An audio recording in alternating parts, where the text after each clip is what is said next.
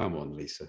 I don't know Everybody whether has a bad day. How do you bounce back when you have a bad day? Tell us and how that you works. great question, Kevin, because I think it brings us, and this is no cliche, but I think it brings us to resilience. And I think when you're a winner, when you love to win, back to that 3 points on the Saturday afternoon, and you have to win in 90 minutes, that's your focus mindset. And I know lots of salespeople do, and people at the top of their game talk about being competitive.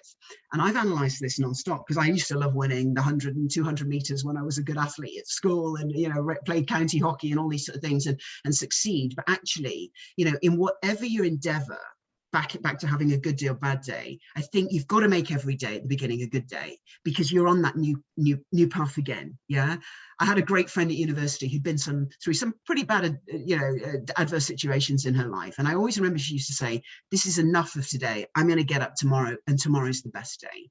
And so you've got to quash it. And I'm sure the other interviews on here and other people, and people like you, Kevin, will agree with this, that you have to get over knockbacks quickly. You've got to pick yourself up and go again. I think I've always had that.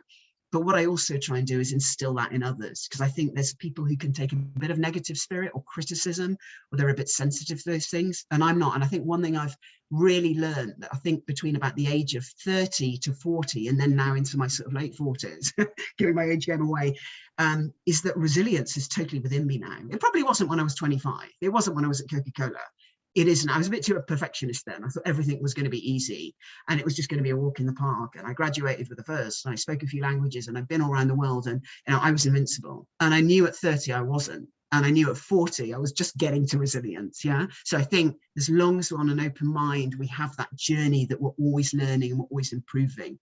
But building strong character, hopefully we learn that, and people get better at that with time. So hopefully that positivity as well as that resilience, hopefully I can instill that in the teams that I work with.